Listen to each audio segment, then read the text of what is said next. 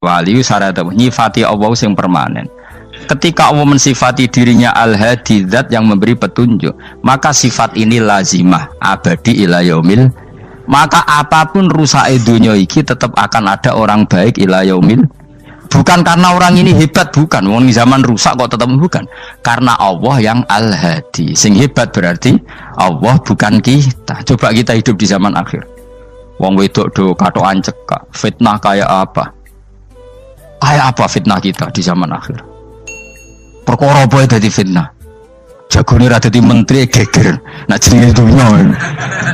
Jadi jenenge dunya, tapi tetep do saleh. Wong ibadah tambah ke kaji lo antri. Dal kaji 36 juta. Indonesia ku antri-antri puluhan tahun.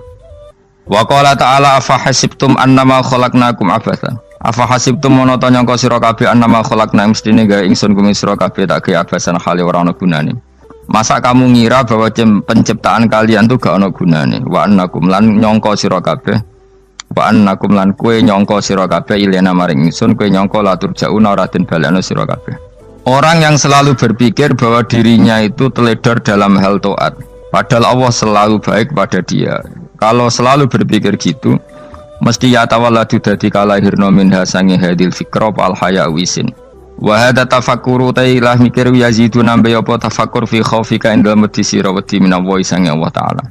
Orang yang berpikir demikian terus isin terus dadekno wedi pangeran. Wa yahmiluka lan dorong apa iki hada ka ing sira ala laumi nafsika ing atase modo awak sira mengkritik diri kamu sendiri wa taubihiha lan melehno nafsika wa mujanabati taksiri lan ngeduwi pepeko wa mulazamati tasmiri lan mulazamah no netepi cangcut. Tasmir mana cangcut napa serius nih tasmir bahasa Indonesia ini serius. Kalau orang tahu dirinya gegabah pepeko dalam ibadah kemudian tahu itu disalahkan Allah, pasti dia akan menjauhi taksir itu, sembrono itu, dan selalu serius melakukan ibadah. Menurut terang masalah mulai fikrotun fi wa'dillahi ta'ala. Terus kita tahu di Quran di hadis itu ada janji Allah, kemudian ada ancaman Allah. Terus yang dijanjikan tentu para wali. Wali wong apik kowe wali, sanggepe wali. Wali amatir wali pokoknya wali. Terus perilaku sing ora disenengi Allah. Kalau beri contoh sing aman, maksudnya aman itu ada di beberapa kitab. Misalnya Fathul Mu'in. Fathul Mu'in itu kitab yang dipakai semua pesantren, kitab fikih. Itu kalau ngeritik kamu kalau mau sholat iku kudu ana melayune. Lane kula nu sering gawe syariat teng santri kula, pokoke nek jamaah mbuh pira kadare iku ana melayune. Guling-gilingan nak kowe iku serius. Kan yo ora lucu misalnya dipanggil kiaimu terus mlaku sewantai kan koyo wong ora peduli no. Nah, dawe Mu'in itu sederhana oleh contoh. Karena Allah itu mengkritik orang munafik yang kalau berangkat ke sholat tuh malas-malesan. Artinya fal kasal iku min sifatil munafikin. Malas-malesan adalah sifatnya orang munafik. Jadi kena ape sholat terus sampai angop terus rokoknya tindak nose sewantes. Nah itu rontok ya. Rontok PKI rontok munafik raro. Wah rontok. Mergo sifat itu sifatnya yang napa munafik. Wa idza qamu ila sholati qamu kusala. Kalau mereka berangkat ke sholat itu secara malas-malesan. Nah kebalikannya orang baik itu wasari'u ila maghfirati mirabbikum. Kalau ada sesuatu yang potensi menjadikan maghfiratnya Allah itu kesusu cepet-cepetan. Ngan rata-rata kiai nak melaku iku banter. Guling-gilingan nak menuju barang apik iku ketok serius. Nah kiai kok mlakune lon-lon kemungkinan nek ra di dhuwit ya ketuan. Ora pati iso ngaji jare sing anteng-anteng kuwi ana makonane, paham no? Sekali-kali nek ngaji pas marung ana tat ngaji mlayu nganti nabrak-nabrak wong. Iku insyaallah luwih keren apa? Tapi yo ngawur nganti nabrak-nabrak. Kalau cerita dadi mulane kadang wong khusuk ora wali Mas, kowe nu angel dadi wali. Mergo nek ampe ngaji ku angop niku ora wali-wali. Mulane iki mareni terakhir iki mareni ya. Jadi tumak nina itu ada batasnya, enggak boleh tumak nina fil khairi. Kalau kebaikan kudu wasa riwana kesusun. Sebagian ayat kebaikan diredaksikan Allah fafirru ila wa firru ku melayu. Jadi kan apa ngaji kok lon-lon pe jamaah gak seru, kudu napa? Melayu. Ono Melayu nih, ono unsur cepet-cepet. Lan kadang wong anteng ra dadi wali-wali mereka kenemenen. Paham ya? Ini peringatan ke wong Solo mbek Jogja nih. Nah bab iki ape wong Madura. Tapi nak hadis la takhdhab ape wong Solo mbek Jogja. Dadi kok plus minus apa? Madura soleh lah kandhani la takhdhab itu paling abot. Aja gampang muring-muring. Paling abot. Lan kula di santri Madura kathah. Tak kandhani pantangane hadisnya Madura la takhdhab. Mergo Madura paling susah nak disuruh menahan muring-muring. Nah wong Solo Jogja nak kon kesusu ra gelem. Ngalon-alon waton kelakon Muhammadan. Saiki jog ngaji dirubah no. Sing wong Jogja kaya Ruhin barang Melayu. Sing wong Madura. Ora apa? Ora emosi. Jadi ya enggak apa-apa, memang kita tidak pernah sempurna. Aku wong Pantura, radi seneng miso wong Pantura niku. Mergo belah no. Tapi ini penting kula aturno. Makanya ada ibadah yang Nabi itu tidak kesusu. Bahkan saking kesusunya Nabi itu pernah ada kejadian dan ini nggak bisa ditiru secara fikih. Saya ulang lagi ini nggak bisa ditiru secara fikih. Ada air itu kira-kira ya hanya sekitar 100 meter. Tapi saya ulang lagi ini nggak bisa ditiru secara fikih. Nabi itu tidak wudu, tapi tayamum yang dekat sama debu di dekat kamarnya Nabi. Itu riwayat yang memang nggak bisa ditiru tapi harus dibenarkan. Ketika Nabi ditanya, kenapa engkau tidak menuju air itu? Jadi, saya tidak yakin sampai air itu. Padahal saya kesusu nang suci. Jadi saking inginnya Nabi nang apa? Nang suci itu sudah yang dekat tayamum saya tayamum. Tapi saya ulang lagi ini nggak bisa ditiru secara fikih. Karena kamu tidak akan hadir kayak Nabi. Makanya ini tak peringatkan kamu kan tidak akan hadir. Meniru aku ya kira iso, meniru Nabi itu baru iso. Iso Gus nak nyuruh yang jajal mau kitab koyo aku nak melengkar kabeh. Jadi Nabi pernah ngalamin itu ya. Jadi itu enggak sampai 100 meter ada air. Mungkin enggak sampai 50 meter bahkan. Tapi Nabi itu pas panik. Mungkin saking hadirnya pada Allah ingin posisi suci. Itu apa itu? Tayamum. Ketika ditanya al-amru asra'u min dzalik. Urusan bisa lebih cepat timbang itu. Saya pernah ngalami seperti itu tapi tidak se ekstrim tayamum. Wudu pakai aqua, pakai. Jadi saya pernah di mobil kemudian saya pas usul mobil tak suruh berhenti terus saya wudu pakai air aqua. Padahal ya dekat masjid ya dekat. Karena kadang tadi kepanikannya orang-orang dekat Allah itu beda. Itu pokoknya butuh asro, butuh melakukan apa sesuatu yang cepat. Ada contoh lagi yang lebih ekstrim. Ada ulama punya baju dua karena orang Arab kalau pakai pakaian kan celana terus sarung baru apa? Jubah. Makanya orang Arab itu biasa pakai lafaif apa berlapis-lapis apa pakaiannya. Ya pastinya pas kondisi ideal itu biasa lafaif. Ya kayak saya misalnya kan nggak pakai kaos karena orang priayi kan mesti pakai kaos baju. Cuma saya nggak pernah pakai jas dianggap nganten malah repot. Kalau disungkan, kalau di jas kuatah kan. Gara-gara dianggap kiai roto-roto nak ngaji kan aku jas. Karena jaluk kan nggung kiai. Wah bingung, bos ngekek iku niat sakake, Gus Baik ora jas ora kelar tuku tapi ya ora ro. Niate elek wae ya ora ro. Kemungkinane iku nganggep aku ora kelar tuku terus ngekeki. Itu berarti suudon yang terlembagakan. Kemungkinannya ya saking takdime wae kepengin kiai ini duwe jas. Utawa kemungkinane nih Gus Baik lu mau ben dikekno wong ra jelas-jelas ya. Enggak ngerti dan ndak perlu dikonfirmasi ben supaya ngamal. Lah kiai ini apa lagi wudu wong Arab lagi adus ning hammam. Hammam itu pokoke dhisik kan ana pemandian umum sekarang sama lagi. Pas di pemandian umum itu beliau ditunggoni santri nih mulai dulu ya memang ada adat ya kalau kadang kiai tindak itu di daerah santri nih. Aku ora gem daerah Mustofa lah mlakune gede malah loro kabeh. Jak ning bandara iku sing roh terminal A1 ya aku ndekne tiket ya aku lek nderekno malah aku sing nderekno akhirnya. Sembrono. Seloro kabeh diden. Opo ora roh. Swarga ya ora roh ndekne sampeyan nak gak tuntun ya ora roh.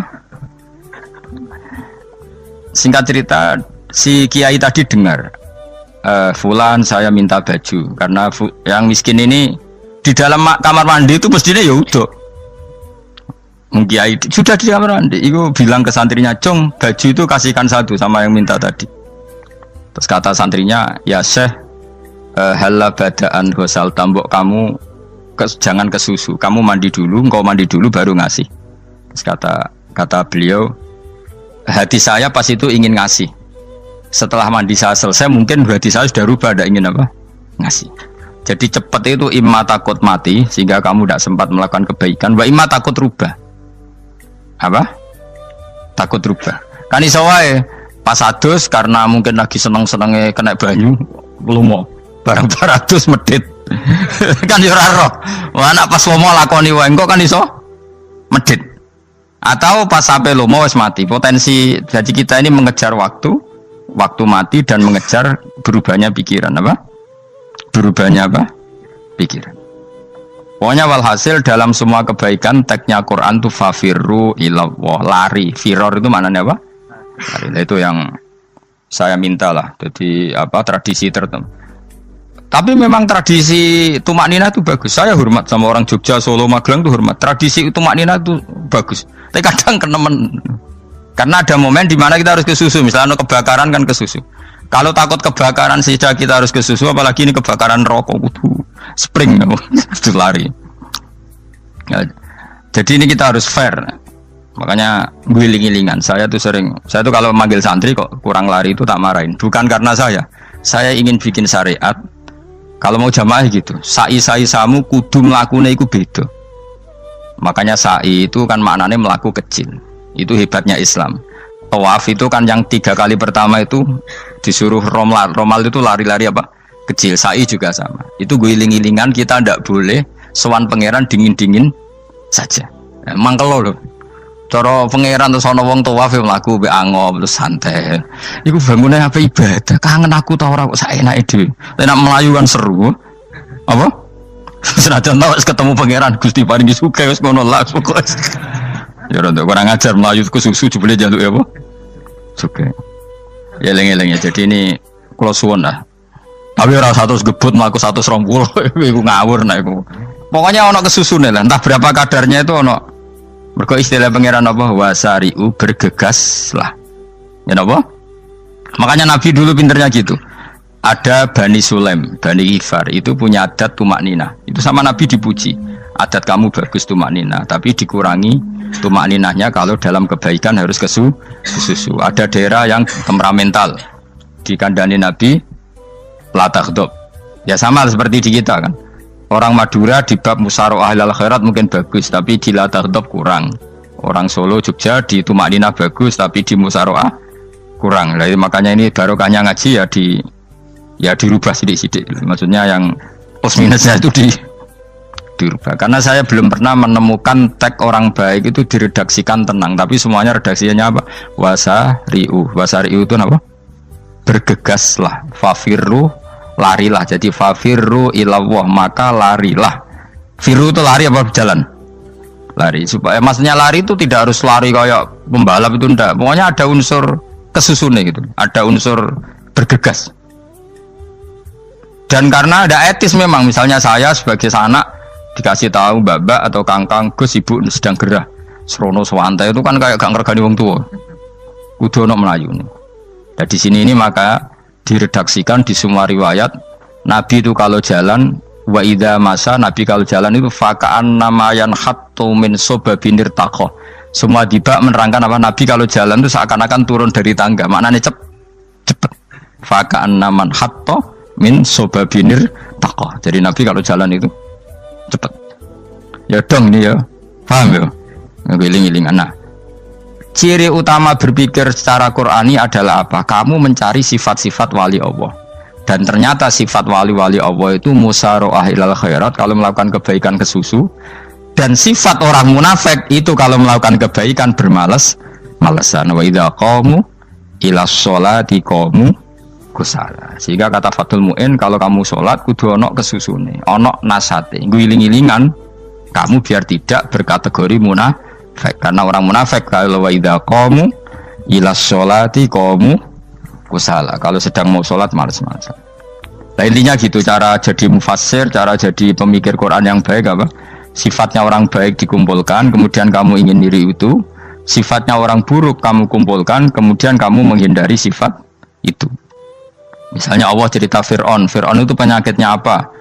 Istagna, merasa kumoluhur, merasa tercukupi semua. Itu sifatnya apa? Fir'aun. Tapi sifatnya orang baik itu ya Yuhannasu antumul fuqara'u ilallah. Sifat orang baik adalah merasa fakir, merasa enggak siapa-siapa di depan Allah Subhanahu wa taala. Sehingga keangkuhan itu sifat Fir'aun, merasa fakir, merasa enggak siapa-siapa adalah sifatnya orang baik. Makanya nadumanya Habib Abdul Haddad masyhur itu. Ana abdun soro fakhri dimna fakri, itu yang sering dinyanyikan dilakukan para wali-wali itu apa? Ana abdun soro fakhri dimna fakri. Jadi ana uta ingsun abdun kawula. Soro ingkang dadi apa fakhri kebanggaan ingsun iku dimna fakri mergo fakir ingsun. Jadi saya ini hambamu ya Allah, yang sebagai kebanggaan saya adalah saya selalu butuh kepada Engkau. Karena ciri utama orang jelek adalah hidup seakan-akan nggak butuh sama campur tangannya Allah Subhanahu wa taala. Kalau saya punya uang pasti senang, punya jabatan pasti senang.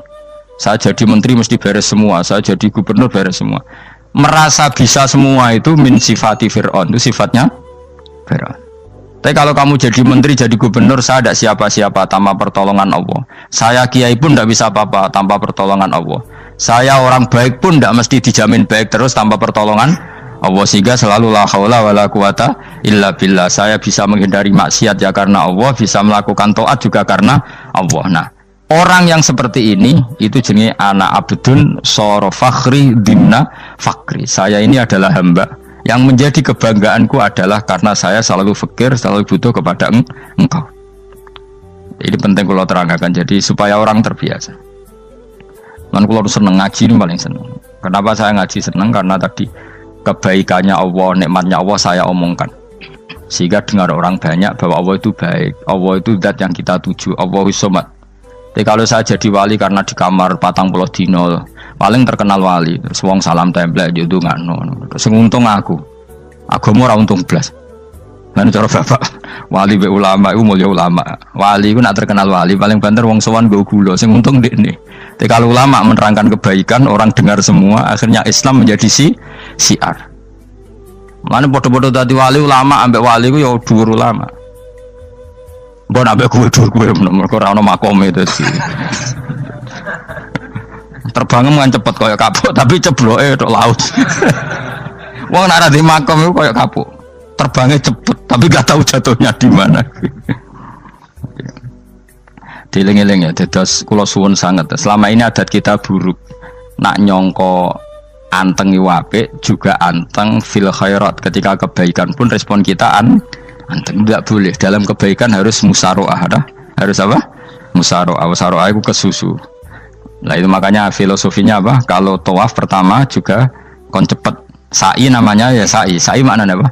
Lari-lari kecil. Jadi kalau bahasa Arab itu masya yamsi masyan itu jalan biasa. Kalau sa'a yas'a sa'yan itu jalan agak lari. Makanya darani sa'i. Kau oleh sa'i kok leha-leha ora oleh. Tapi aja terus numpak skuter balapan yo aja. Mulai bingung mbek wong saiki. Nah wong sepo numpak skuter pantes saiki sing nom-nom lah do numpak skuter. Terus nek sing wengkek pasangan suami istri skuteran pun tuaf. Aku wis kodho malaikat mbarno aja tampa. Mangkel wong. Lagi ini sing hafal Quran ngalim diselipi ya perkara ada kono kagum skuter. Aduh maten. Ijek nom nak tuwek no tak malu. Ijek nom kan. Iku wajib mbok pasutno kan. Pasut teng fikir mandi yakin. Wah, nak yo terlalu senajan to sah yo tapi terlalu ijek nom. Padahal kebualapan serwet Mas. Iya karepe Arab Saudi ngono diolehno. Cara kula penguasa Arab sing tuwek tok meh mati tak oleh sing nom-nom tutuki ngono. Tapi yo pancen yo sana saya sah sekedar sah. Tapi terlalu. Mosok sowan pangeran nganggo skuter muter. Aduh. Nah, sembrono. Yo coba lakoni yo awas yo. Kecuali guys tuwek meh mati wis ngono. Tuwek tok ora meh mati yo aja. Aneh-aneh. Ya maksudnya kesusu orang ngono iku. Tok budi wae. Wa minha anta tafakkar nggih. Eleng-eleng nggih wae-wae nggih napa sifatnya orang baik yang di Quran itu kita pelajari lalu kita tiru. Misalnya sifatnya orang baik termasuk apa itu ala inna auliya Allahi la khaufun alaihim wa lahum Tidak pernah punya rasa takut, rasa gelisah itu harus kita tiru. Karena kalau kita punya rasa gelisah itu biasanya lama-lama gak ridho, bek kodok, kodar. Itu kudu ceria. Lu kalau ini sebagai manusia sering susah, tapi saya paksa, susah itu saya hilangkan. Karena kalau saya rasakan susah terus, lama-lama saya agak ridho, bek kodok, kodar. Makanya saya paksa, seneng tak paksa. Sesuai kulino. Nanti kalau saat ini rasa susah. Di murid kira jelas sudah rasa susah. Sangking apa? Nah kiai kan susah. Aku di murid wae Gus, tuwa iki kita air serat jelas. Goblok cara aku kiai ngono. Ora usah ngono. Zaman akhir ana wong ngaji go kitab wis hebat. Ana ngrungokno ngaji wis hebat. Ana ora paham tekone majelis wis hebat. Lah nek paham teko kan wajar, kira paham kok teko kan luar biasa. Nak ono penikmat ngaji paham biasa, ini gak paham kok teko. Wae guyu iso. Guyu hebat itu, hebat. Nah ono menteri dilantik guyu wajar, lu ora menteri rapo kok guyu. Iku kemungkinane loro, saking waline saking gedeng iki semua. Pokoke seneng ibadah. Mergo sifate wali iku la khaufun alaihim walam, ndak ada rasa takut, ndak ada rasa susah. Lho kula sebagai manusia kadang ya khawatir. So anakku nasib piye, putuku nasib piye. Tapi aku anggereling saya ada ya karena Allah. Dan saya punya rezeki karena Allah. Orang lain di sana banyak orang kaya, padahal gak anakku. Berarti yang menciptakan kaya itu tidak saya. Buktinya orang lain yang gak anak kita kaya banyak, sukses banyak. Kenapa kita menjadi seakan-akan pelaku sejarah? Kadang orang kan berpikir, ya akhirnya orang mesti masalah buat kamu. Pas minta itu karena tomak kamu, hagun nafsi kamu, serakah kamu, tapi nggak tahu diri, pantas taura dengan permintaan. Kalau gue misalnya dungo jadi wali, iso Allah tersinggung, bocor atau tirakat atau jalur jadi wali. Tapi gak dungo ya Allah tersinggung, kira tahu dungo. Jadi orang kalau udah wali itu sudah keliru terus. Jadi gue di sepuro, tapi tak kira itu ada. Ya jajal gitu, wali kok sabtu kok dirjilan. Kira-kira Allah tersinggung ngopo nyembatin? Kira-kira tersinggung. Tapi misalnya kita tahu dong mau pengen kau Imam Syafi'i, Allah tersinggung. Bocah ora di idola. Terus ikut.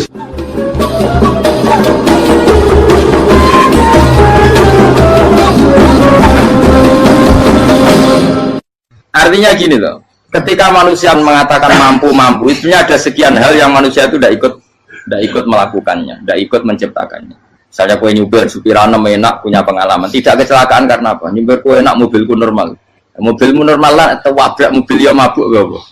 Nah di sini ini manusia dituntut, diingatkan terus, kamu itu butuh Allah, rahmat Allah itu yang melindungi kamu, bukan keahlian kamu, bukan kecakapan, karena tanpa itu semua tidak bisa, semuanya Allah. Ya, tapi manusia tadi gara-gara misalnya tadi mobilnya normal, dia punya keahlian nyupir, terus mengklaim kalau keselamatan dia itu karena hati-hatinya dia, karena mobilnya normal. Padahal ada sekian catatan yang menjadikan dia selamat dan semuanya itu kudrahnya Allah Subhanahu wa taala. Misalnya gak ditabrak wong mabuk, gak ono gempa, gak ono bumi merekah. Misalnya kita pintar nyopir lah terus bumi mangap terus kita templung nggak apa-apa. Pemenang daerah-daerah kayak ya rasa tak sebut nomor orang. Kira tahu muka siapa yo, bener mari tak sebut nomor yang ngeri. Intinya Indonesia ora aman, tapi kita tenang aja satunya ora aman kabeh, ora sing aman. Ora usah kuatir likuifaksi, ora usah kuatir meteor jatuh, kabeh ya potensi, no? Potensi semua. Sehingga ini sedikit saya ijazahkan. Suatu saat kata Rasulullah, saya ya Mu'ad melihat kamu hanya sejengkal di depan para ulama ketika nanti di akhirat. Terus Mu'ad tanya, Rasulullah tanya, kenapa kamu hanya satu jengkal dengan derajatnya para ulama ketika sowan Allah? Jawabnya Mu'ad, kamu punya amal apa? Jawabnya Mu'ad, ya Rasulullah, saya tidak pernah melangkahkan satu kaki, kecuali saya tidak pernah yakin apa bisa melangkahkan kaki yang satunya. Dan saya tidak pernah mengunyah satu makanan, kecuali saya juga tidak pernah yakin apa bisa menelannya. Dan saya tidak pernah bernafas satu nafas, kecuali saya tidak yakin apa bisa nafas berikutnya. Saking dia tergantung ta'aluk semuanya sama kudrahnya Allah Subhanahu wa taala. Kalau kita ini kan sok. Kalau makanan sudah di depannya kayak pasti bisa makan. Kalau dia sudah sehat, jalan seakan-akan pasti bisa meneruskan. Padahal 0, sekian detik gue melaku dihantam mobil ya selesai. Misalnya stroke ya selesai, tidak bisa jalan. Sehingga para wali-walinya Allah itu orang yang filah dotin min lahadotagi, setiap kedipan dia, setiap perilaku dia itu hanya ta'aluk ambil Allah Subhanahu wa ta'ala. Itu yang disebut ya ayyuhan nasu antumul fuqara'u ila. Nah, kemudian resiko makom ini, ya semua makom tak ada resikonya. Resiko makom ini itu biasanya dia lupa doa. Kenapa lupa doa? Karena doa itu terdefinisikan. Tak wari ilmu hakik harus rumah serap paham lah, tak ulang no. Ya resiko ilmu saya ingatkannya. Ilmu itu kan ada dua. Ada ilmu yang karena didefinisikan, dan itu akhirnya menjadi masalah. Sebenarnya ilmu itu tidak perlu definisi. Kedua, ilmu yang kita rasakan. Misalnya gini, kalau sama saya tanya, kamu pernah nggak minta jadi punya uang banyak? Nggak tanya, pernah nggak minta? Terus artinya minta itu apa? Terus kita mendefinisikan, menengadahkan tangan, bilang ya Allah, saya minta uang banyak, saya minta ingin beli mobil. Itu namanya apa? Tidak jauh saja. Doa kan? Itu kesalahan kita. Kesalahan kita mendefinisikan doa itu, misalnya menengadahkan tangan dan memohon dan menyebutkan permohonannya itu terus disebut doa. Nah, tapi kalau menurut Allah, sistem tubuh kamu yang menghendaki punya mobil, sistem tubuh kamu yang ingin punya uang banyak, reaksi tubuh kamu yang terhinakan karena ditagih orang atau butuh uang, ini menurut Allah ya sudah kamu itu peminta-minta. Saya ulang lagi ya. Sehingga menurut Allah kamu minta tidak minta ya tetap berstatus peminta, pengemis. Nah, orang-orang yang sudah usul, meskipun itu kondisional ya, tidak selalu. Itu ya dia pikirannya menengadahkan tangan apa enggak ya sama saja tubuhnya merasa minta. Sehingga dia tidak perlu mengekspresikan minta. Nah, terus orang yang fikih bilang seperti itu sombong. Wong kok gak tahu dungo.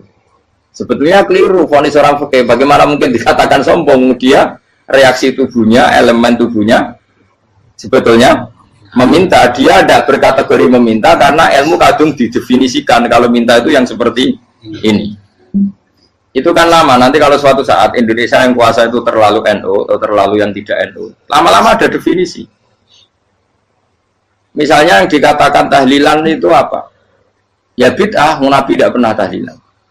Sahabat tidak pernah nahlilin Nabi. Malah nanya kaji Nabi jadi tahlil. Mana nih tahlilan jalukno sepuro mayit, kaji Nabi jalukno sepuro.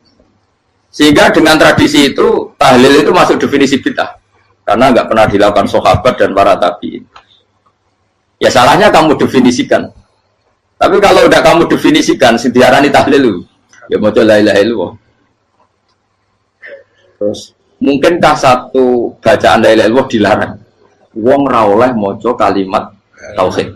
Jadi misalnya tahlil itu nafadno kalimat tauhid. Mau ketok orang ora iso dilarang tapi nak tahlil itu mitung dinane mayit koyo budo, samane kriminal. Enak. Ya sudah seperti itu. Makanya banyak orang salah itu karena ilmu kadung didefinisikan. Nah, definisi itu sebenarnya tidak mengikat dalam banyak hal. Ini penting saya utarakan. Ya karena seperti itu. Makanya itu masalah-masalah besar antara kita dan firqah-firqah yang lain, masalah ahli sunnah, terus masalah yang lain-lain. Memang ya sudah seperti itu. Ya saya ulang lagi ya. Ketika Nabi Ibrahim mau dibakar Namrud, itu masyhur cerita itu. Dan kemudian jadi Nabi namanya Habib Syahid. Habib Syahid itu sebetulnya hanya ngutip Habib Abdul Haddad. Jadi syair itu sebenarnya ada di Diwanul Haddad. Apa? Diwanul Haddad. Diwanul Haddad itu syair-syair Abdul Haddad ketika beliau usul, beliau mukasyafah. Terus bagian dinyanyikan Habib Syahid terus jadi populer. Saya ulang lagi ya. Tubuh kita, misalnya kamu lapar, perut kamu kan mereaksi minta makan. Andaikan kamu itu Tuhan, kan kamu tahu bahwa perut kamu itu minta makan. Tanpa kita bilang ya Allah saya minta makan, Allah tahu kalau reaksi tubuh kamu minta makan. Sehingga orang yang tidak minta pun asal makomnya makom yang ikror, mengakui kalau dia butuh, ya namanya sudah minta. Tapi fikih kadang mendefinisikan sing darane minta itu hanya madhep kiblat terus menengadakan tadi dan sebagainya. Ya sudah kita sebagai orang pengikut ya yang ikuti fikih, yang ikuti tasawuf sebetulnya itu definisi yang sepihak. Sehingga ketika Nabi Ibrahim mau dibakar Namrud, masyhur itu cerita itu. Beberapa hari mungkin bulan-bulan orang disuruh Namrud cari kayu sebanyak-banyaknya. Ketika kayu sudah terkumpul mungkin satu lapangan, Ibrahim mau dibakar. Pegawai ini Namrud itu bingung caranya mencalok Ibrahim. Mereka saking gedene napa? Api. Nak dicalok ke ado itu ratok tengah. Nak diparekno itu kepanasan. Masyhur. Setan zaman itu orang akeh dadi setan tenan. Saya kan duplikate sakit dadi setan ra tau muncul. Wong duplikate wis napa? Akeh. Singkat cerita setan itu muncul pura-pura jadi manusia terus ditemukan manjane. Manjane kayak semacam ketepil besar yang jadi mana dari kiai-kiai ketepil itu haram mergo penemune setan. Cari ini tuh.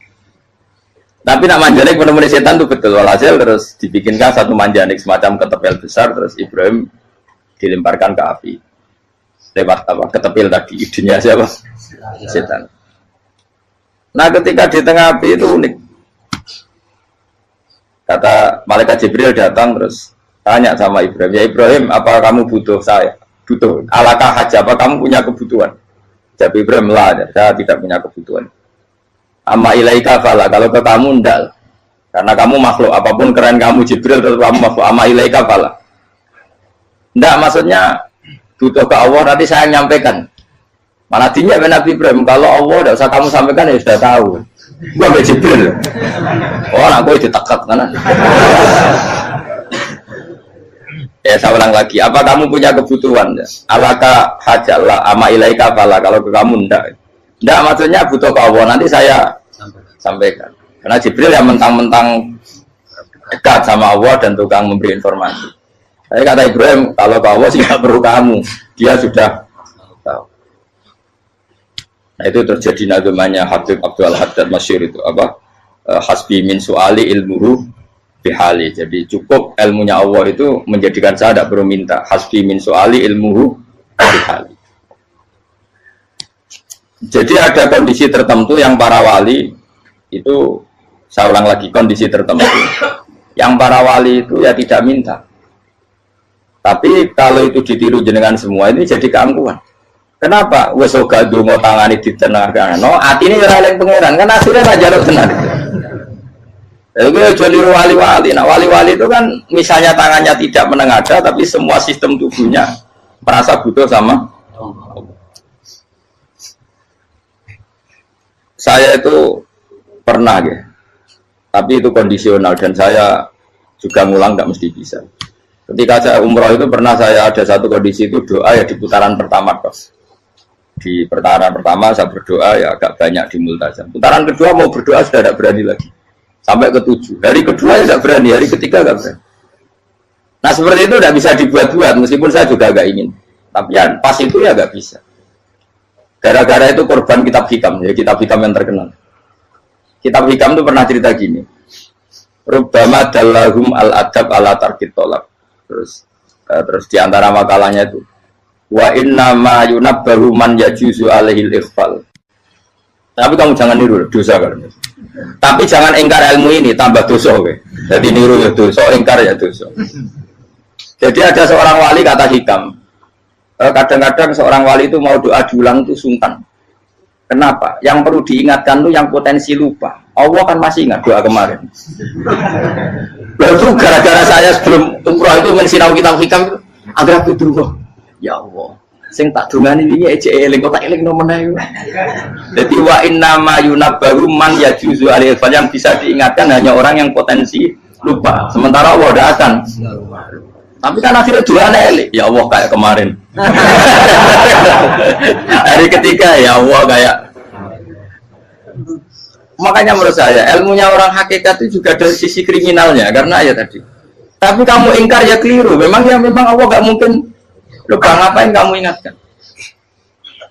Makanya menurut saya Allah itu mazat terbaik, benar-benar Rahman Rahim. Mestinya nak Allah terbaik itu mau bedino malah ngamuk. Lah aku lagi tapi kok hilang eling dong. Tapi Allah itu maklumi ya, dengan kekeliruan. Kita ini kan selalu keliru. Dongo terus juga keliru sebetulnya. Karena seakan-akan kan mengingatkan seseorang yang mungkin lupa. Wong Allah tidak pernah lupa kok, kamu ingetin terus. Atau kamu menggurui Allah, yaitu ya Allah nang sebadani kalau di diake, padahal nggak mesti maslahat bagi kamu. Diake orang mesti maslahat bagi kamu. Maka ada sekian contoh yang wali itu dibully pangeran. Saya sering cerita, banyak cerita wali itu dibully pangeran. Digarap ya pangeran. Ini gara-gara salah itu. Saya pernah cerita dan itu ada di hikam di kitab itu. Itu ada. Ada wali itu tukang hamal. Hamal itu manol di pasar, itu tukang angkut. Jadi kalau ada orang bawa barang berat diangkut dia, terus misalnya kalau dulu mungkin ya ke kereta atau ke singkat cerita terus diupain. Setelah dapat apa dia pasti pulang karena dia hanya butuh makan satu piring, karena dia tirakat makan satu piring untuk ibadah 24 jam. Singkat cerita dia ngeluh, ya Allah, kamu tahu, engkau tahu saya ini pecinta engkau, saya ini hanya butuh makan satu piring untuk kuat sholat. Tapi kenapa harus jadi juru manol? Berilah saya rezeki yang tanpa kerja. Nah, selang sekian hari dia dituduh maling, terus di penjara, terus dapat rezeki tanpa kerja. Dia ya Allah kenapa jadinya gini? Kan kamu minta rezeki tanpa kerja.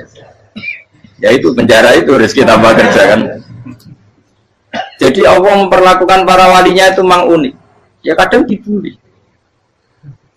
Sehingga dalam cerita-cerita kenabian kata qadiyat itu nggak ada orang yang sering dibully Allah kayak nabinya. Karena nabi itu orang yang dicintai Allah. Jika salah sedikit saja itu toro pangeran, toro kampus itu digarap, pokoknya dipontong, salah sedikit. Misalnya begini, Nabi Yakub itu kan nabi. Dia mungkin yang jauh nggak tersadar nyembelih apa itu anak sapi itu di depan indukannya. Ya beliau mungkin spontan saja, Pak. Kalau kamu yang melakukan pasti tidak ada hukumannya karena Allah dapat peduli sama kamu, sudah lah. Artinya nggak peduli, salah pantas saya mau jelasin gitu. Tapi ini Nabi. Ketika itu terus indukannya sapi tadi, ya Allah, Yakub itu kekasihmu. Saya tidak berani sama dia karena dia kekasih. Tapi saya tetap menuntut keadilan. Dia harus merasakan susahnya dipisah dengan anak.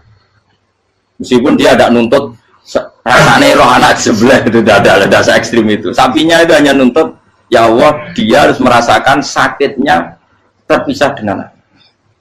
Akhirnya Allah menciptakan Yakub mengalami terpisah dengan Nabi siapa? Yusuf.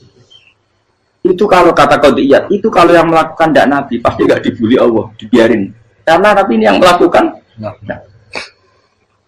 Terus ini Nabi Yusuf lagi, mana rasa daftar wali berat.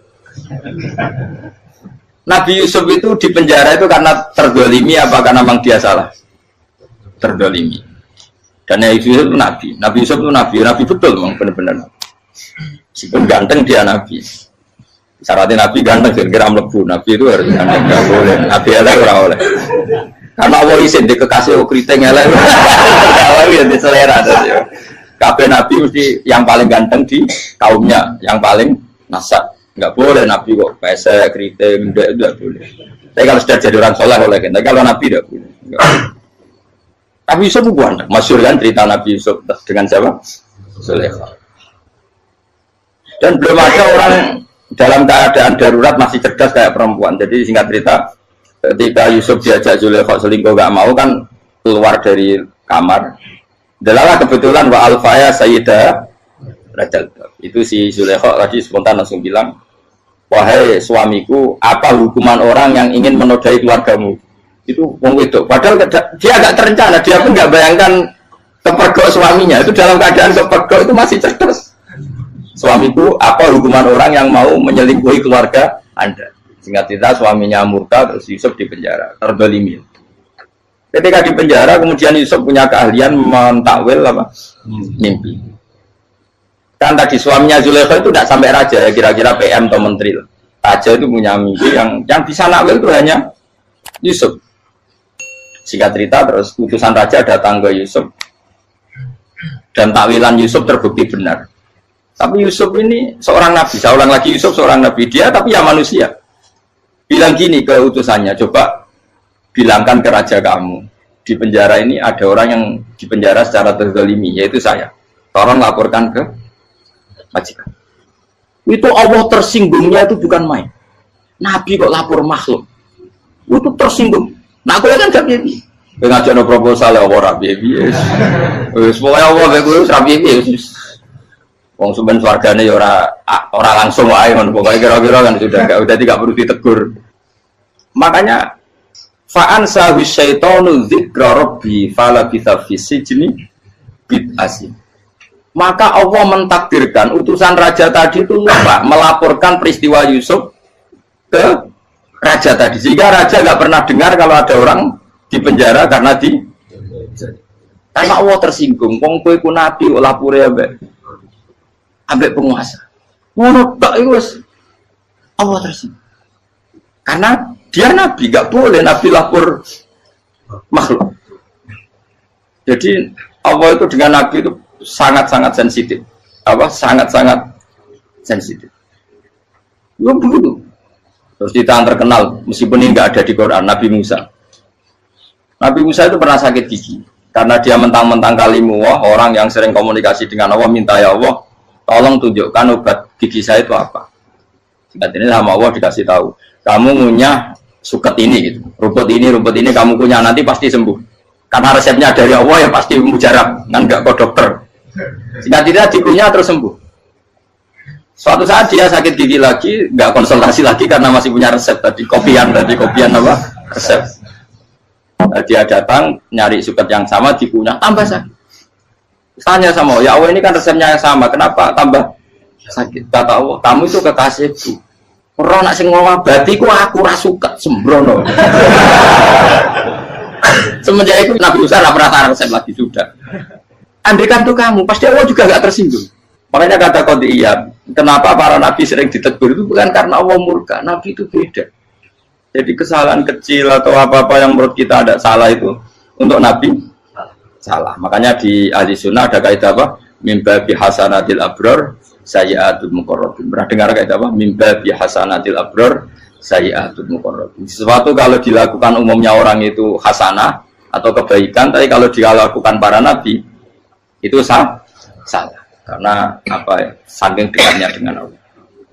Saya ulang lagi apa? Mimba bihasanatil abror sayyi'atul muqarrab. Jadi nabi itu beda. Nah, para nabi itu orang-orang yang mengalami fikir yang doa resmi kayak siapa tadi? Definisi fikir ya sering. Kayak definisi orang tasawuf yang sering. Sehingga ketika Nabi berdoa, ya memang secara disiplin ilmu yang namanya berdoa, ya minta Allah dengan mengadakan tangan. Ketika nggak berdoa, karena Nabi sadar Allah tidak perlu diingatkan lagi, pasti masih ingat. Jadi dua-duanya benar terus.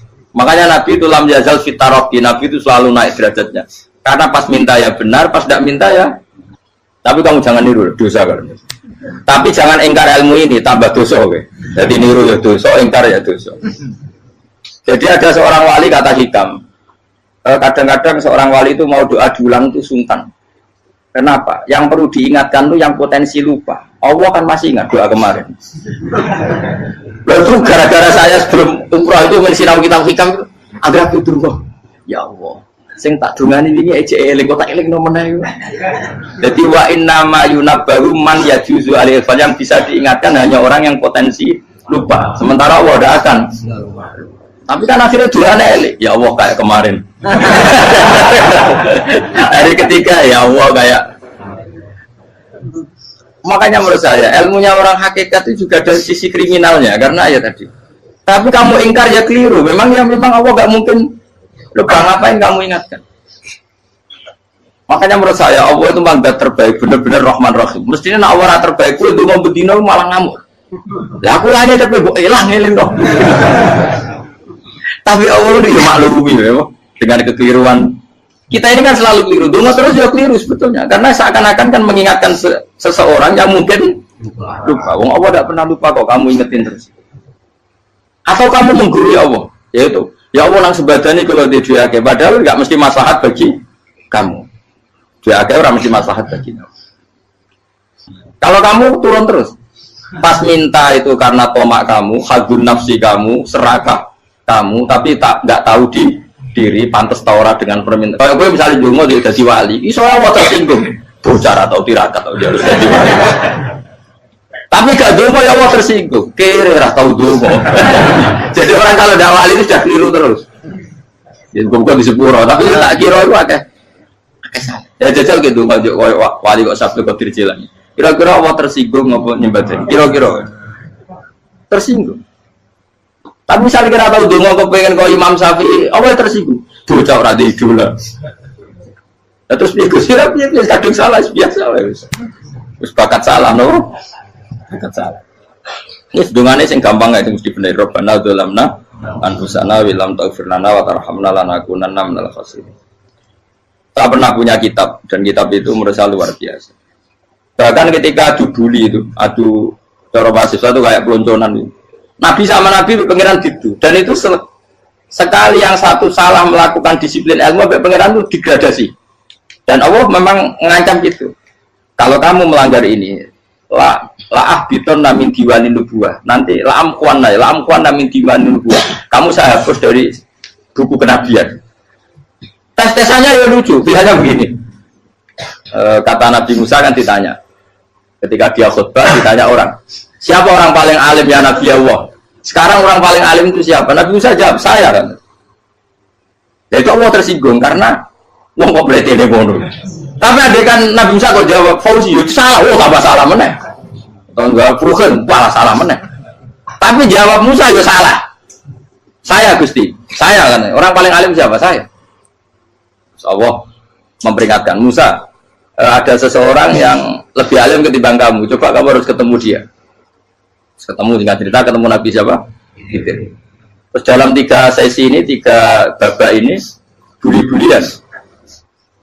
Nabi Khidir itu dalam 3 babak ini selalu kelihatan salah.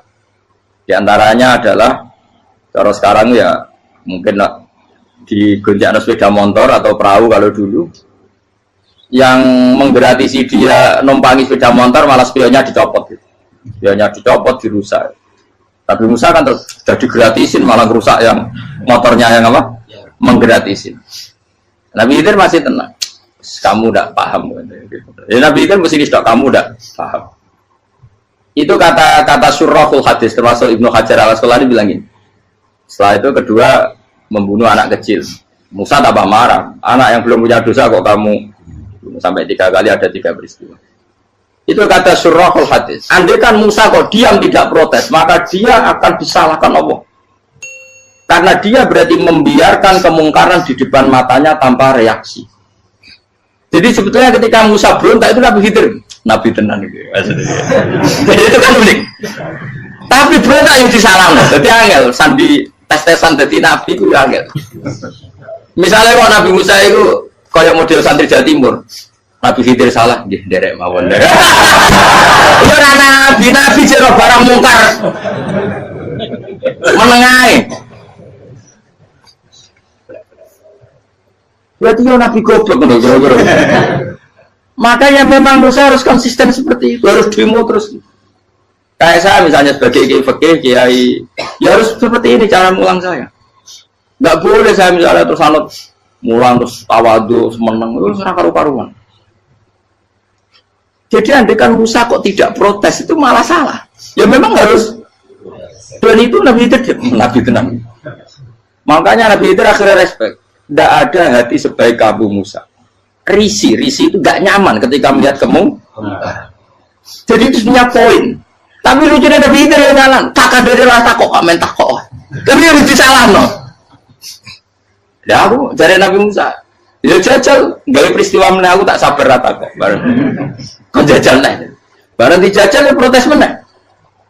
Barang protes mana? Tinggal 1 kali kesempatan. Kue takok mana? Kue serah jadi muridku. Dikasih kesempatan lagi, ya protes mana? Tapi itu justru itu menjadi kelebihannya Nabi Musa. Karena syarat seorang Nabi adalah al-musara'ah ila inkaril mungkar, kata Ibnu Hajar al-Asqalani. Syarat seorang Nabi adalah secepat mengingkari sesuatu yang mungkar. Gak boleh. Ya toh, misalnya kita jadi murid terus gurumu itu gandeng artis atau gandeng penyanyi dangdut. Dia derek mawon. Jadi guru bener gila banget. Tapi kalau orang guru tersinggung, ora hikmah itu. Dia kan bingung loh. Di guru itu kan bingung loh. Kalau kayak di guru jadab, orang Jawa Timur mau gurumu gandeng penyanyi dangdut. Reaksimu piye? Jadi tak. Ayo loh, nak elek kan gak iri. Biasanya nak elek itu gak iri. Kamu Pak. Sing ayu, sing potensi iri. Kira-kira reaksi kamu itu milih derek mawon apa berontak?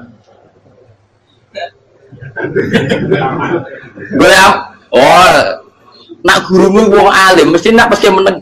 Muridku gila, tidak sensitif. Roh barang mungkar dilakukan di depannya kok tidak reaksi, tidak protes, geblek tenang. Tapi lucunya guru mau nak protes, gak ada akhlak gitu. Guru lagi senengnya kok rawat. Nah Nabi itu kan buli-bulian. Jadi Nabi Khidir dengan Nabi Musa itu tepat-tepat. Karena dua orang ini sama-sama kekasih Allah. Itu Nabi Musa justru barokahnya itu dia tidak pernah kelasmennya di bawah Nabi Khidir. Semua ulama sepakat kelasmennya Musa tetap di atas Nabi Khidir.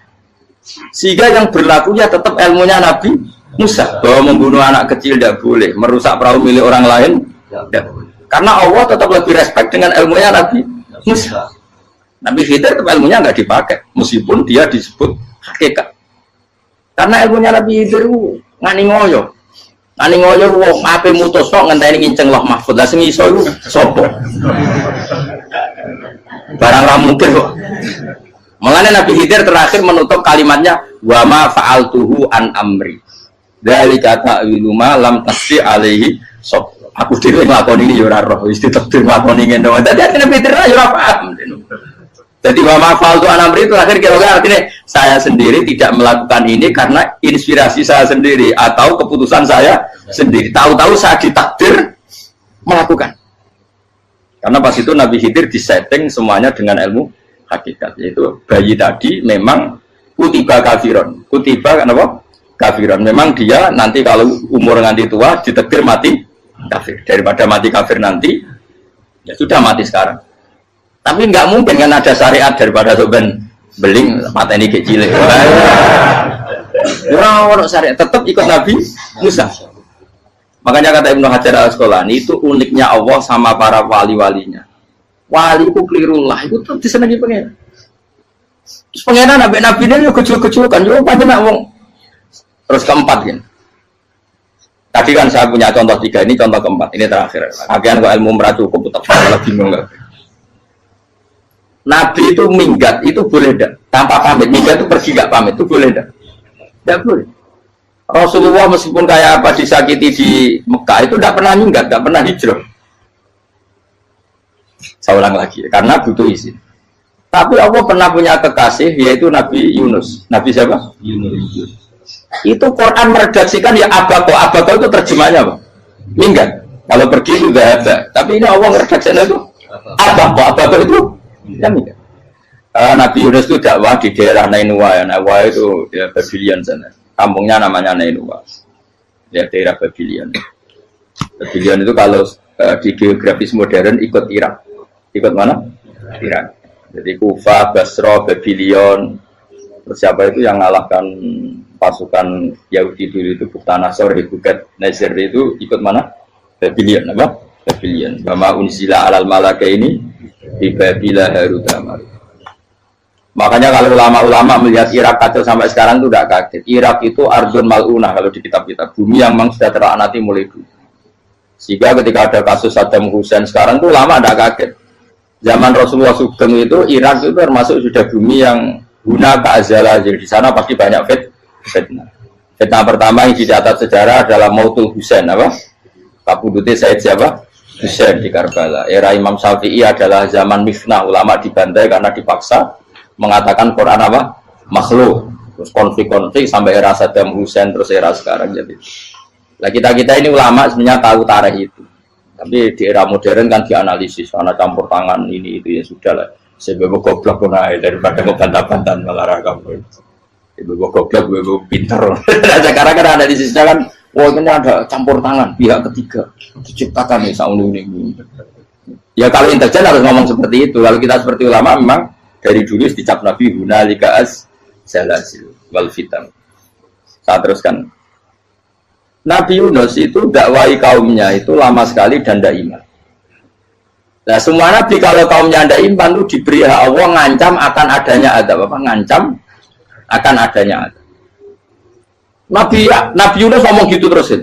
nanti kalau kamu udah iman, lu pasti kena azab. Anggap saja dia ngancam gitu sudah berbulan-bulan. Singkat cerita, azab baru tinggal 3 hari lagi. Ayo nang iman, tinggal 3 hari lagi. Ya kira-kira dia ngomong misalnya Ahad, berarti Ahad, Senin, Selasa, atau kamu milih Selasa ya Rabu, Kamis. Singkat cerita Ahad itu dia gak kuat. Wah, semuanya kurang tolong dino kaumku tetap orang iman. Mantel asal, minggat deh. Minggat ya, jadi kalau minggat kan nggak punya tujuan, so asal pergi jauh saja. Ada perahu, sekenanya dia naik saja. Namanya minggat nih. Kalau bawa bekal terencana, bawa visa, paspor kan plesir namanya. Jadi minggat itu ya enggak, ya sekenanya nggak persiapan. Singkat cerita sampai ikut perahu nelayan tadi, terus zaman itu ya ada mitos kalau ada gelombang yang nggak wajar pasti ada orang minggat. Terus ditanya siapa yang minggat, Nabi Yunus kan orangnya jujur, saya katanya. Ya sudah, yang minggat terus dicemplung ya, terus ada yang agak baik, ya jangan gitulah. Ini kan kita semua butuh selamat, judi dulu. Terus judi satu lagi ketemu Yunus. Coba mungkin salah udahnya, judi lagi ketemu sampai 3 kali ketemu Yunus. Makanya fasahama fakana minal mudkhadin, diuji, dia kalah kemudian tenggelam. Fal taqamahul khutu wa huwa mulim. Terus dia diuntal, ditelan oleh ikan nun. Di situ ikan nun digambarkan saking besarnya itu. Dan ini uniknya Allah sama kekasihnya. Sudah Allah menyalahkan tapi unik. Ikan ini kan itu sama Allah dikasih instruksi. Kamu nggak boleh makan dia, dia kekasih saya. Terus ketika di tengah di perut apa? Ikan, dia kegelapan. Terus Nabi Yunus cita-citanya satu, ya Allah, kalau saya sumpah diri saya tidak bisa baca tasbih. Karena sama Allah disulap perut ikan itu jadi masjid. Ya dia di dalam perut ikannya santai saja tetap wiridan. Santai. Karena ada fi dzulumati Allah ilaha illa anta subhanak inni kuntu minadz dzalimin. Ya dia santai aja wiridan karena perut ikan bagi dia adalah masjid. Ya dia disalahkan Allah karena abako tadi minggat hijrah tanpa pamit. Tapi juga dibila-bilain Allah, ikan tadi tidak boleh nelan. Ini perlakuan Allah sama orang yang bikin. Tapi karena dia Nabi uniknya apa? Dino Ahad itu kaumnya udah nginceng ngomong Nabi Yunus. Rame-rame nginceng. Lucunya cara nginceng gini. Nak Yunus nih ngomah, berarti bodoh. Ngomong orang ada kok, dia tengok. Bukan dinceng Nabi Yunus itu gak ada. Oh tenang orang ada, mulai ngomong rawani nih ngomah. Itu uniknya pangeran. Jadi ngomong dia orang minggat itu salah. Ngomong dia orang minggat berarti kaumnya. Jadi orang ada kaumnya gempa bumi, likuifaksi kok dia neng. Oh, karena ono tenan rak melayu, nyatanya gak melayu. Jadi bahwa didesain minggat. Tapi Nabi kan jadi salah, Nabi jora pamit. Makanya masyhur, saya itu punya kitab karangannya Habib Alim Alama, babanya Habib Anis, Habib Ali bin Husain yang ngarang apa? Ali bin Muhammad bin Husain karang yang disebut Duror itu. Itu diantara doanya gini. Tapi jangan tiru loh, biar awali. Aku rawan ini loh. Cuma saya hafal secara ilmu, tapi saya tidak berani. Waj'al sayyiati man ahbabta. Ya Allah, jadikan kesalahan saya itu kesalahan orang yang kau cintai. Terus pokoknya salah lagi jadi pengiran kadung seneng, salah lagi sampai wae wong seneng. Waj'al sayyiati man ahbab. Terus kayak gue lah dimanja wong tuamu, anak paling disayang. Salah wae lucu. Kowe cah cilik. Kowe seneng cah cilik. Salah wae lucu. Becano gelas ya lucu, tiba ya lucu. Tibane cah tuwek-tuwek. Bocah jelalatan mulane tiba.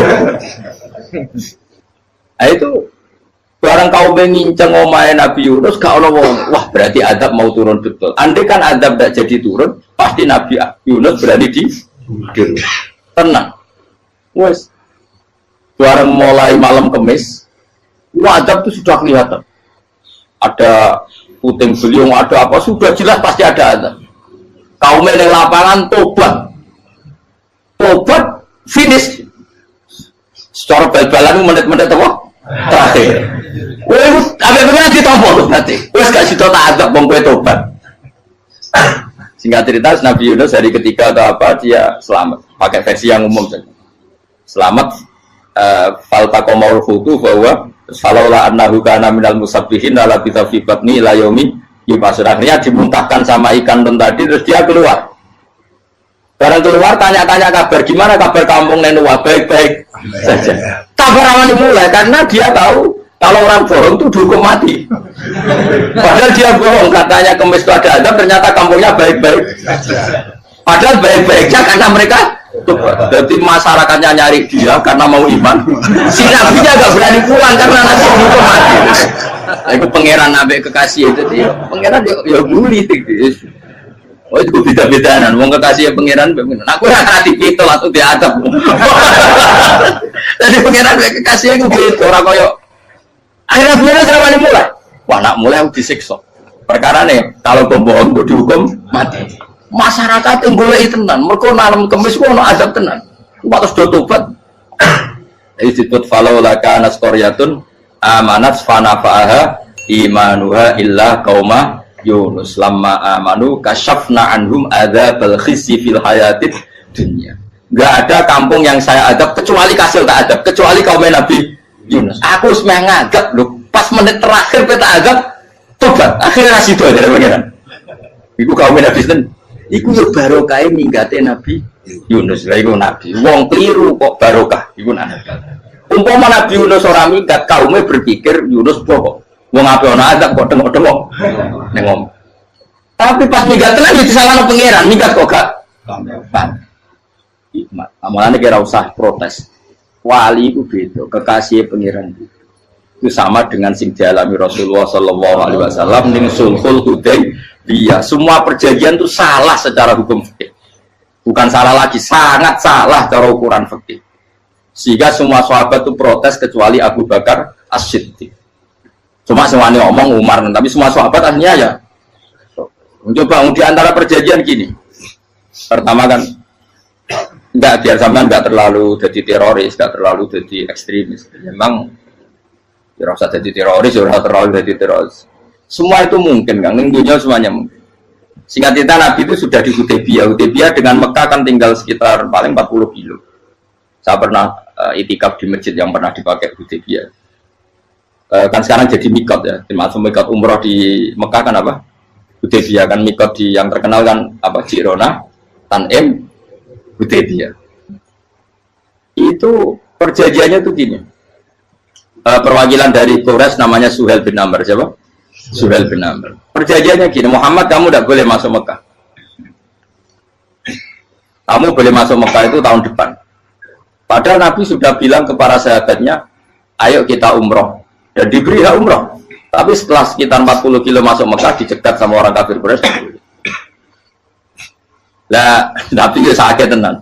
Nabi kadung mentafsir, memberi berita gembira, saya mimpi kalian masuk tanah haram amini namukhalikin, aman semua, semuanya bercukur gundul atau mencetak rambut. Pokoknya kata sahabat senang sekali karena mimpi Rasulullah tidak pernah apa, tidak pernah salah. Bareng di situ di antara perjanjiannya hadza ma kataba ali Muhammad Rasulullah. Ini perjanjian yang ditulis Muhammad Rasulullah. Kata Suhail, hapus kata Muhammad Rasulullah. Kalau saya tahu kamu Rasulullah tidak saya perangi, tulis Muhammad bin Abdullah. Kata Rasulullah, ya Ali hapus tulisan Muhammad Rasulullah. Kata Ali, tidak saya akan menghapus setelah Muhammad Rasulullah. Saya tapi unik. Hapus gak populi, masih gue hapus aku tetap Rasulullah. Tulisan wajib. Jadi Nabi ya relax saja. Tapi Ali katanya, fawwama ana bimakhihi abadan. Saya tidak akan menghapus tulisan itu selamanya. Kata Nabi, benar gelem hapus. Tanganku didono, aku sing hapus. Nabi kan umi tidak bisa baca terus. Tangannya Nabi sendiri yang dilewatkan Ali ke tulisan itu sehingga terhapus. Nabi ya relax. Wong tulisan aku lagi tulis Rasulullah tetap Rasulullah. Aku masih relax. Terus perjanjian kedua, kalau ada orang kafir Quraisy masuk Islam harus dikembalikan karena berarti keluar dari habitat. Tapi kalau sudah Islam kok masuk kafir lagi harus dibiarkan karena berarti kembali ke habitat. Nabi bilang ya nggak masalah. Semua perjanjian itu merugikan Islam. Itu secara fikih pasti salah. Akhirnya Umar itu protesnya keras sekali. Ya Rasulullah, apa engkau masih Nabi? Utakai senang. Apa engkau masih Nabi? Dan Nabi saya santai balai ya saya masih Nabi. Tapi kenapa kamu hinakan kita dan memberikan kehormatan pada orang-orang kafir itu? Jawabnya kan Nabi lucu. Ya agama itu kayak pangeran. Masih aku perjanjian yang ngono kok pangeran sing angkat agama iki tenang wae. Perjanjian gue menurut gampang. Jadi Nabi itu sange imannya Allah tetap yu'izzu hadzal-din. Allah pasti memuliakan ini agama. Apapun perjanjian yang diciptakan manusia. Makanya bapak saya, Mbah Mun, guru saya itu ngaram-ngaram tenan mikir Islam. Islam mbok pikir haram, ono sing duwe. Ben ngono. Dunia rusak kok apa ben tetep Islam ku mulya. Rasa mbok pikir wis keliru-keliru lah perjanjiane dunia keliru lah. Lu coba Uni Soviet kayak apa hegemoninya? Kayak apa kuatnya Uni Soviet? 100 tahun mengkooptasi Uzbek, Tajikistan dan tapi apa bisa menghilangkan keimannya orang Uzbek Ceknya? Ketika Uni Soviet